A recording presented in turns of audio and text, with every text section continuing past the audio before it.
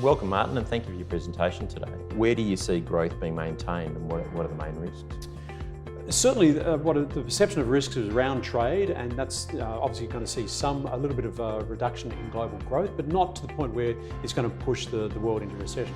Between 1/4 and 1/2 of 1% from what we currently know on the trade wars that's taking place. In fact, trade is actually taking place, as is trade negotiations and trade agreements. That's a good thing.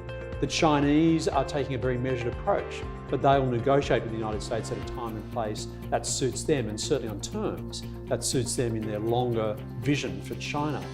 But certainly the rising risks are the fact we've seen that the US expansion is now 9 years long. It's the second longest expansion, so you'd have to gauge we're probably nearer the end than the beginning. But while we've got this momentum in manufacturing and the other services and construction, we don't see that as a clear risk. It's more likely that liquidity is a risk, with central banks slowly but surely tightening up their very accommodative policies. And within this environment, how do you see the Australian economy faring?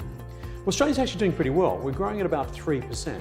But as I said in my presentation, Australia's the contributions to growth is not coming from a broad brush economic recovery in Australia. We're getting good contributions out of our exports of resources and energy, the services sector doing quite well, and obviously infrastructure spending, public spending is okay. But the big theme really has been that business investment has been lacking. In fact, there's been no sector that's picked up business investment since the mining investment boom. Now, we do think that's starting to change. Businesses are starting to invest, particularly the mining sector, which is quite interesting. We're starting to see a pickup in jobs. So unemployment has now fallen from 6.3 to 5%.